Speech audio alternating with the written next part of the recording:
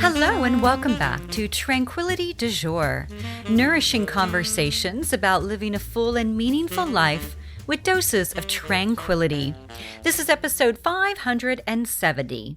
I'm your host, Kimberly Wilson, bringing you tranquility through this medium since 2005.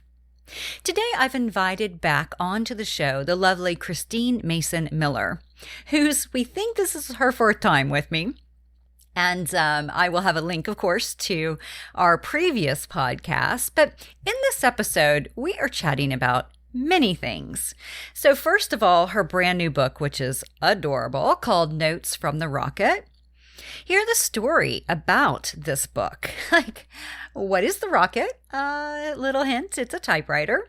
And these are little love notes and words of inspiration that she's been typing out for a long time that she pulled together into this beautiful book. How a move from California to Wisconsin has shaped her, along with the loss of her father at the beginning of COVID, and ways to make your art, even if it's sporadic. She provides inspiration along that, considering that's how her practice is right now. So prepare to be inspired, and I hope you will enjoy it. And before we launch into hearing from Christine, I wanted to say a big thank you to everyone who came out for Saturday's holiday pop-up. It was so fun to be with you, and I shared 4 journaling prompts and 4 planning ideas, and I have a link to the replay in the show notes, which can be found at kimberlywilson.com/570, or you can just head on over to the YouTube channel, which is youtube.com/Tranquility du Jour, to watch the latest. Now, if you're new to Tranquility du Jour, first of all, a big welcome. Delighted to have you here with us. And you can find out more about the community at kimberlywilson.com/new. Also, be sure to hit the subscribe button in your favorite podcast app so you don't miss an episode. And then, of course, to get some back episodes, head on over to kimberlywilson.com/podcast for more, including how to leave a review of the podcast on iTunes. I guess it's not called Apple iTunes anymore. It's called Apple Podcasts. However, if you would like to leave a review, I'd be so grateful. Now, heads up on a few things. First of all, I just announced the Tranquility Coterie, and this is the year-long program that launches on New Year's Eve. I'd love to have you with us, and there's an application, and you can find out more in the show notes. Also, my next virtual retreat is happening on New Year's Day from 2 to 4. So I've adjusted this slightly. Instead of having 3 hours live, I just find that it's hard to stay connected for 3 hours on a Saturday. So I've narrowed it down to 2 hours, and what I will provide is a 1-hour pre-recorded video based on the season. So this one, of course, be the new year, that you can do either before we launch into the retreat or after, or anytime before and after in the months to come. Okay, so this will just be your way to experience the yoga and mindfulness separately, and also to just spend 2 hours live with me, kind of diving into reflection and creativity and journaling and dreaming all about 2022. All right, so there's a link to both of these in the show notes. Now, without further ado, the lovely Christine Mason Miller, you can read her full bio over in the show notes.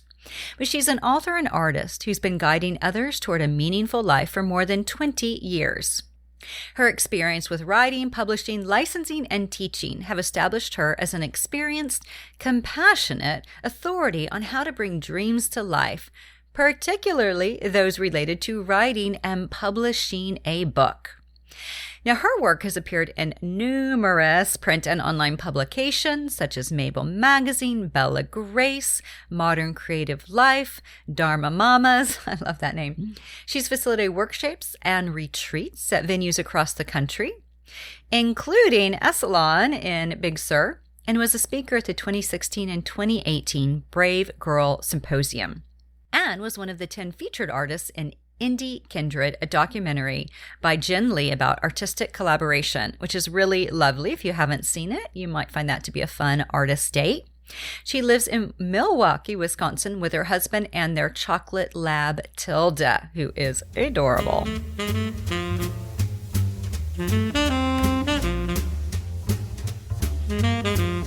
Welcome, Christine. Thank you. Thank you so much for having me again on your beautiful show. Again, I was wondering, and listeners, we will have a link to all her previous shows, but this might be number 4 at least. I No? think so. Yeah. I think so. Mm-hmm. Well, congratulations on your beautiful new book. And listeners, you can't see this, but I'll have a photo of it in the show notes. But I'm holding up her book, Notes from the Rocket, Volume 1. And it's got a beautiful typewriter, and it's the sweetest book. What size is this? 4x6, maybe? I think that's 5x8. 5x8. Or 5x7. 5x7. Okay. I think I would know this about my own book. Right. Well, I knew it looked like a photo size, right? So I was like, okay, so it's 5x7. It's a beautiful, beautiful book. So tell us a little bit about the story of Notes from the Rocket, because I remember when you hosted the Tranquility kind of pop-up during Tranquility Tour in 2013, you talked about wanting to write this book, right? And so to see it and have it in my hands, 8 years later is such a treat. So tell us your story behind this. This all started in this little typewriter shop in Amherst, Massachusetts. I was visiting a friend. We went into this typewriter repair shop. This was, I think, maybe 2012, and found this portable typewriter tucked under a table. I have no idea how I spotted it, but as soon as I pulled it out and opened it up, I was like, oh my gosh. And immediately brought it back to my friend's house, typed a little message, put it on Instagram, and I was off and running. And I did that. And then I called it Notes from the Rocket, because the typewriter is a Hermes rocket. And it was really the first portable typewriter back in the day. And I love that story, of course, because I have all these imaginings of journalists and travelers and writers, and just love the whole story behind this particular typewriter. And yeah, I posted hundreds of these and have wanted to do a book of them for years. And, other projects and life and all these things, it kind of got put on the back burner. And then earlier this year, I just had this epiphany where I realized I need to hire my friend and book designer, Liz Calick, to help me make this happen, because it requires knowledge of various software, to get the book formatted, et cetera, et cetera. And once that thought occurred to me, we were off and running. And I don't know why I didn't think of it sooner, but that was just when it hit me, and off we went. Well, isn't it funny though, Christine? Because I love that story. And I think I've seen you share that on your blog, maybe, or on Instagram, of, how it's like we want to bring a project forth, but we're just like, we're stumped at some point and we're not even sure why, right? And then we have an aha, like, oh, I just need somebody to help me pull it together in a beautiful format, right? Or, figure out the table of contents or the structure, something. And it's like, once we have that, we're off to the races. But it can take years to get to that point where we figure out why it's not yet happening. I know. And it's so funny, because I look back now and I go, why did it take me so long to figure that out? Because that really was the block for me, was, oh, I've got to relearn InDesign. I've got to do, blah, blah. And no, I did not have to relearn InDesign. I could collaborate with my amazing friend. It's so funny, these blocks we get. And then after we get through them, they seem so obvious. Well, at least for me. Totally. But in the moment, happens a lot. Yeah, it happens a lot, right? But in the moment, you're paralyzed, I mean, it can be it can be as basic as like, why don't I ever know what to make for dinner? Right. And then you're like, oh, I need to come up with a meal plan. I mean, it can be like everyday things or these big projects like this beautiful book. So I love it. And what I really love about this, listeners, she inserts fun little things like this pressed pansy. And these Mm-hmm. sweet little notes, this mixed media, and it's a map that says life is a journey that's been typed out on a typewriter and added to this paper. And, just really, really sweet and personalized. And I know it was very important to you because you've written about that. So, can you talk a little bit about that and why, these little beautiful details are so important to you? I love the idea of creating something that is completely unique. And therefore, I feel like I'm creating an even more personal connection with the person who's going to receive this book. This all came about from a decision to not sell the book on Amazon. I'm not anti-Amazon. I've sold books on Amazon, but I wanted to start a conversation about this kind of obsession with convenience that we all have, myself included. So when I decided not to sell the book on Amazon and therefore to ask people, hey, I need you to come to my website, I need you to go to a little more trouble to buy this book. So I'm going to make it super duper extra special for you. And I love that every book that I put together, that's the only one of its kind. Each one has a different flower from my garden and they're all different. So I like that little exchange, little more effort on their part, little more effort on my part, and that just makes the whole interaction that much more special. Well, it's so funny you even say that because I remember the book Tranquilology, right? The printer that I used, I think they were in Ohio, but they could have shipped out the books, right, to people who had pre-ordered them. But I had decided to do them numbered, 1 out of 1,000, 2 out of 1,000, right? And I wanted to be able to write that and then sign them and, put a little package of stuff in with it. And there's this thing about that just feels so different. When you're pulling all of that together, you're signing the book and then you're packaging it up. I mean, and you're freaking taking it to the post office. I mean, the amount of effort is off the charts, right? But it is so sweet, the details around it. So I really appreciate the love and care you put into this. Well, it's exactly the same thing you do. You do the exact same thing. All your little notes and your tea and all the little goodies that you always include with every little thing that you put in the mail. So I know you get this 100%. I totally feel you. But what's funny is like over the past years, I have gone mainly, it's all Amazon because it's like the convenience factor, right? So even though like it's so important to me, but if people buy a signed copy, of course they get all that, right? But if not, you just buy it direct from Amazon, comes to your doorstep, super easy. But yeah, I feel you and I appreciate kind of the your reasoning behind this. I think it makes so much sense. And it was very special to receive it. And then, packaged with like the little tissue paper and the washi tape. Anyway, you do a great job. Thank you. So tell me, do you have a favorite note in this book? Like one that you're like, this is just my everything, or no, there's no way to narrow it down. I love all my babies. It is hard to pick. I was thinking about that question, and I don't know that I could pick a favorite, but I will tell you a very funny story about one of them.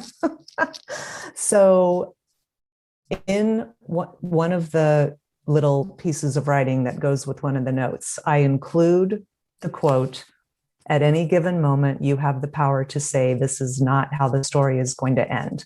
Okay, of all my little quotes, that's the one that has been shared far more than any other. That's the one. This is not how the story is going to end. So, I'm editing the book. We go through revision, multiple readings. Then I get the mock-up from the printer. So this is the very last opportunity I have to make any revisions to this book. And that's when I notice that quote said, "At any given moment, this is now how the story is going to end." So I was able to fix it. But I thought, of course, of all the quotes that could have had the worst typo ever, that was the one. And thank goodness I found it. Isn't that funny? Because, you read it as it's supposed to be. Your mind just doesn't even pick Right. up. Yeah. Right. Yeah. That's I funny. know. So funny. Thank goodness. And such a great reminder, though, that we do have choices, right? Sometimes we don't see them, but ultimately there is a choice, ideally, Right. on how the Right. story is going to end. Yeah. So you recently, I mean, okay, I think it's been like 4 years, but had a big life change where you moved from beautiful, sunny Santa Barbara to, I would assume, somewhat chilly and snowy Wisconsin.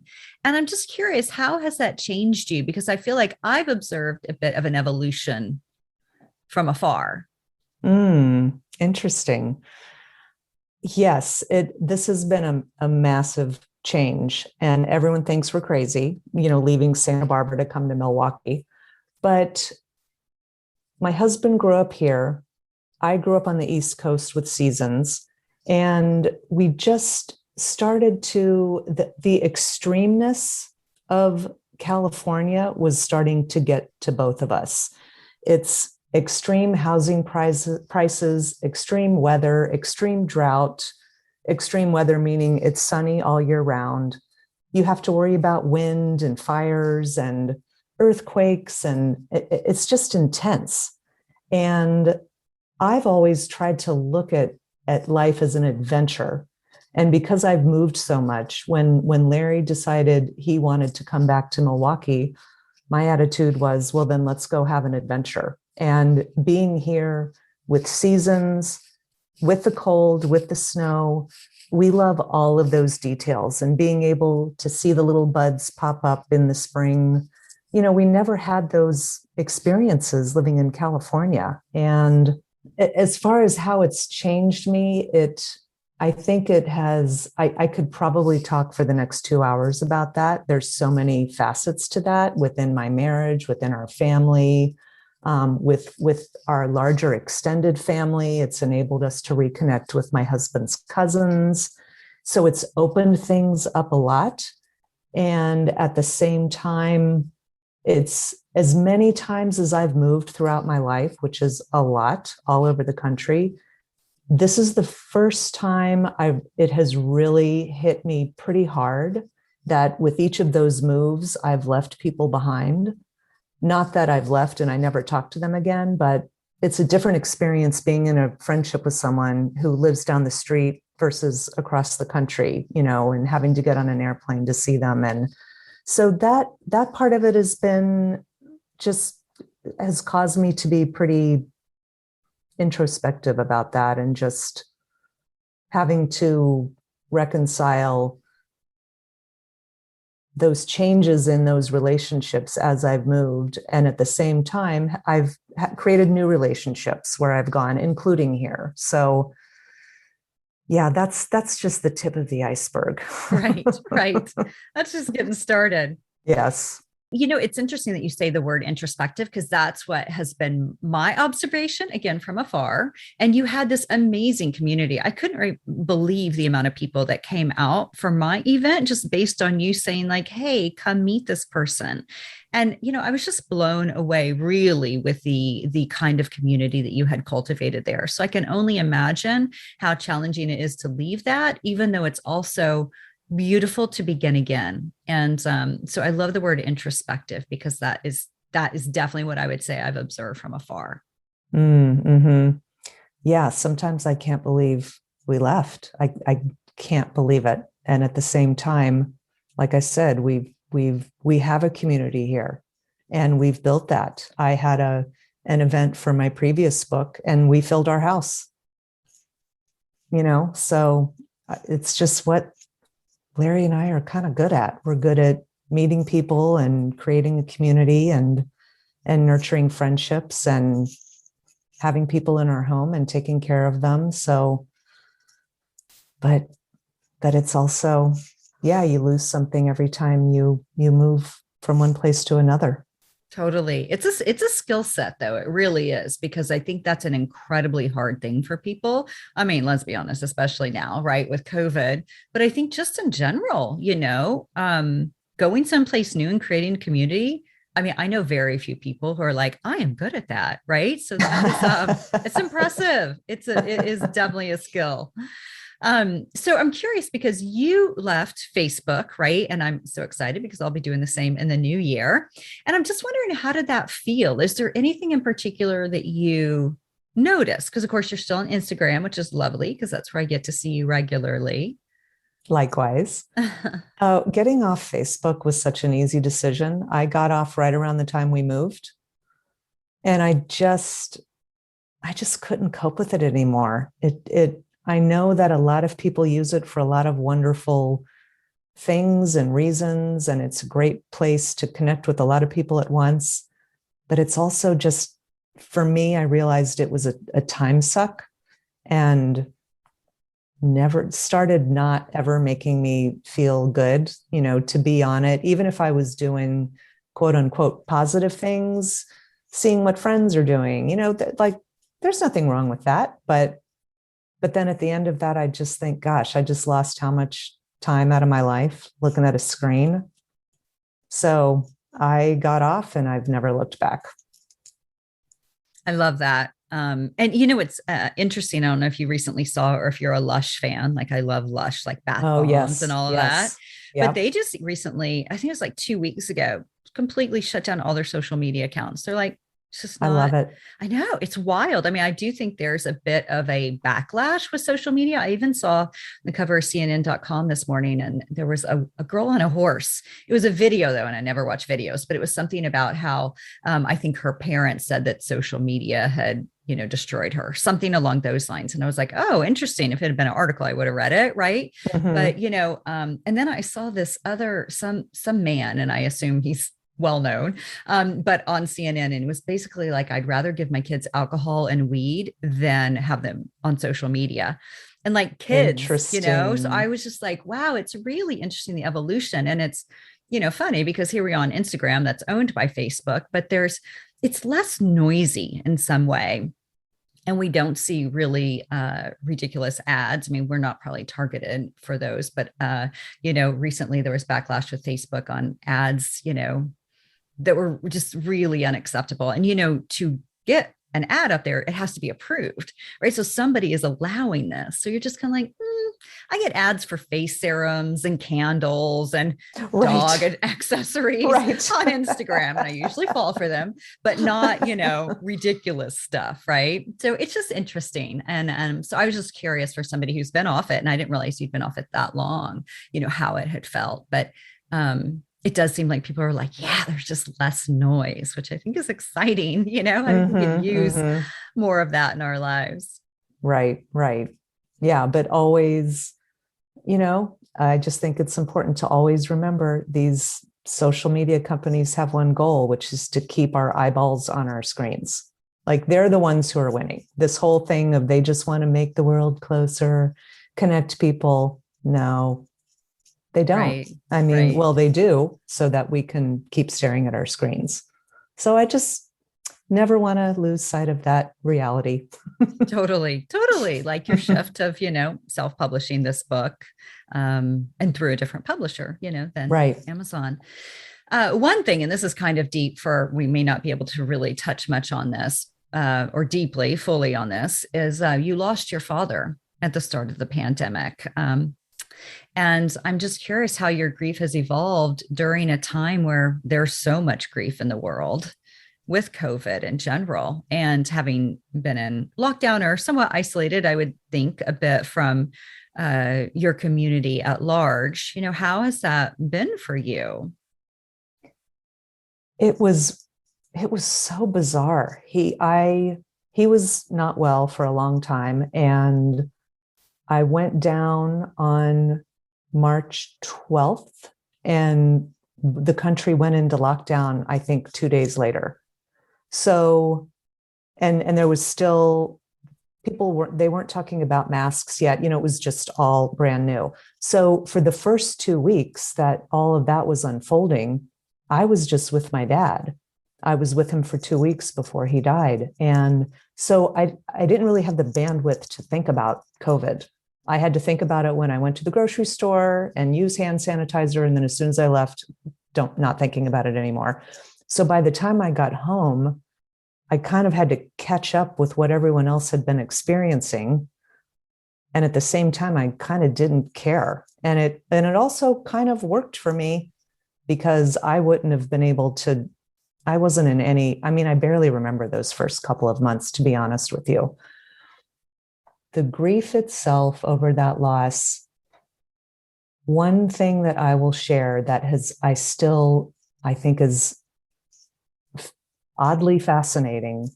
There was this intense emotional outpouring during those first few months where it would just hit me like a tidal wave out of the blue. And so many tears and so much crying and so much emotion. And then as that settled down, and even today, in a weird way, I kind of miss it because it makes me realize time has passed since he left. So it's very strange to feel that, to realize, because the fact that the intensity is not there for the most part means he's been gone for a long time, relatively speaking. It's interesting you say that with regard to grief, because there is something about it that you're like in a cocoon. You don't give a shit about anything else. Do you know what I mean? That's right. You're like, yep. COVID smovid, you're like, I mean, okay, yes, it's a horrific thing that has happened to the world. But when you're in your grief, it's just so intense. It makes sense you wouldn't remember those first 2 months. I mean, you're numb, you're heavy, I mean, you have blinders on. Like all that matters is this grief process. And so I just can only imagine how like intense, but also comforting it may have been having it happen when the world was somewhat shutting down. Right.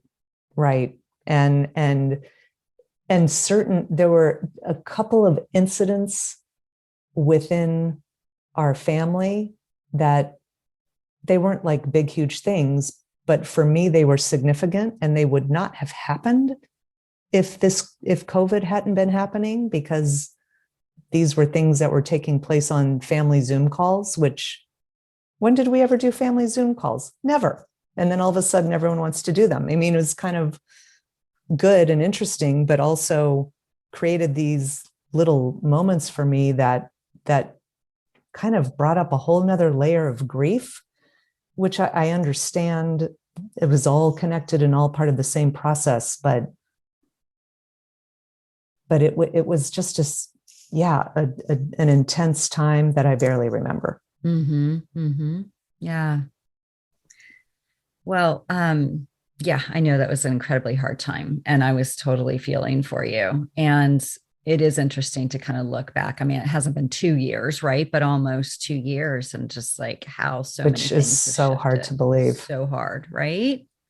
You're like, how has that much time passed? I know it is so hard to believe. Well, and then just a slight shift of topic, because I know that was a deep one and we could talk about that for a long time. Yes. But I'm just curious, how has your work as an artist changed over the years? I mean, one of the things that I noticed, and it was like, I think a September 28th Instagram post, and you kind of talked about how your work has evolved. And I think you said over 25 years. And, just in summary, is there anything in particular that you have noticed about yourself and your art and its evolution? The last 3 years have each had some kind of personal intensity to it. 2019 was when my dad was diagnosed and he was, going downhill during that time. 2020, he died, then COVID. And this year has been intense for other reasons. And so my work in my studio has had to be very piecemeal. So I've had to just kind of decide, this is just an experimental time as an artist, and I'm just going to try a whole bunch of different things and trust that it's all going to come together or not in some bigger body of work. I feel like I can't even get too attached to that at the moment. So I have all of these little stacks of different series of works, and they're all pretty spontaneous because I kind of have to get in the studio when I can. So I've just had to let that be okay, that I haven't been able to be in my studio nearly as much as I would like to be, but it has been more important to attend to these other situations in my personal life and with my family, and to spend time with family members and deal with whatever issues in front of me. So the work has been, it's just been small ideas, little. So then I have a little stack of this series and a little stack of that series, and we'll see where it goes. Yeah, it becomes more sporadic. And I think, so many people as they get to our age, I mean, they're caregiving for parents, it's like their worlds have really shifted.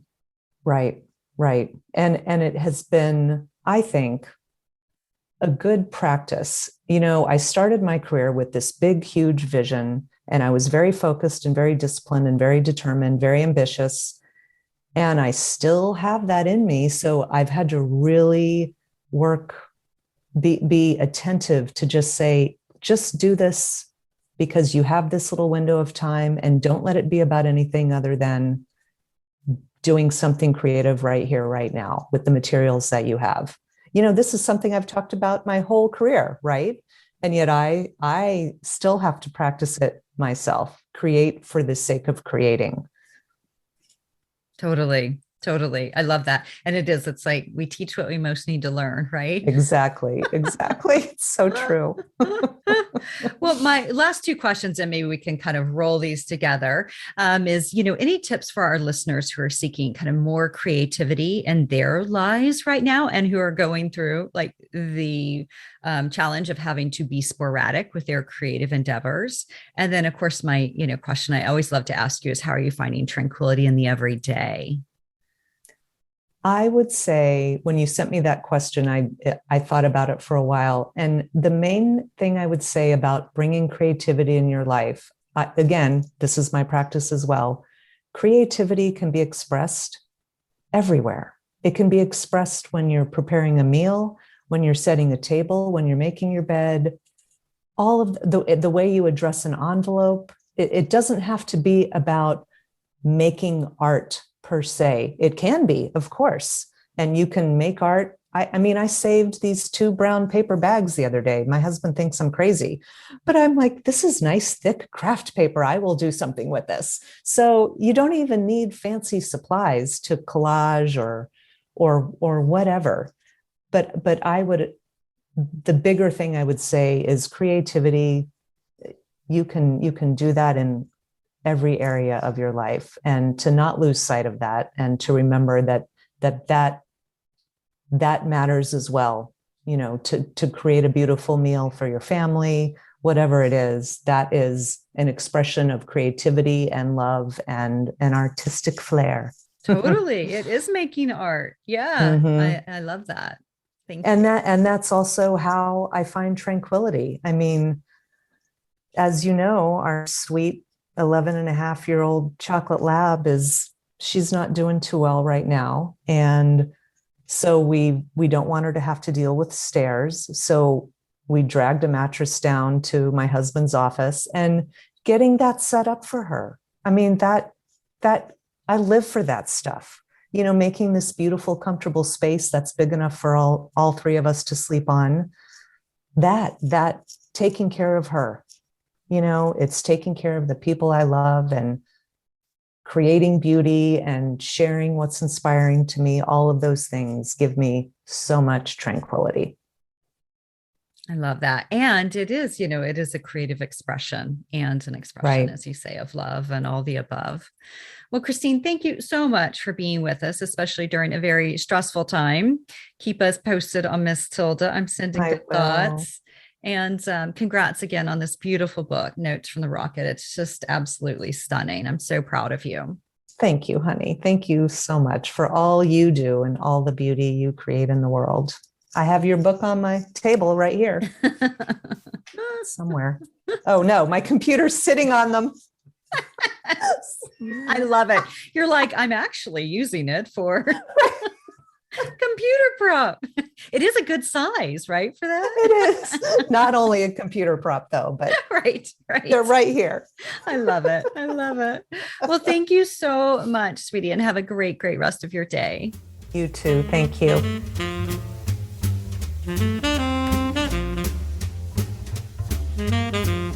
Now, there's a link in the show notes to find Christine over on her website, christinemasonmiller.com, and on Instagram, instagram.com/ChristineMasonMiller. I also have a photo of my book that I took whenever I received it, and it's just the sweetest. It's the sweetest, sweetest book. Now, if you have not signed up yet for Love Notes, I'll be sending one out in the next couple of days. Be sure to do so. You can do that at KimberlyWilson.com/Love Notes. There's also a link to browse my 6 books and planner, and Christine actually wrote the foreword for Tranquilology for the revised edition, the 2nd edition. There's also ways to follow along with me on Instagram and YouTube. A link to shop seasonless, vegan, locally made, eco-friendly fashion, TDJ by Kimberly. And if you have a moment to share a review, as I mentioned earlier, on Apple Podcasts, would be so grateful, or any of my books on Amazon or Goodreads. So wishing you a delicious, delightful week ahead, and thank you for sharing your day with me and my guest.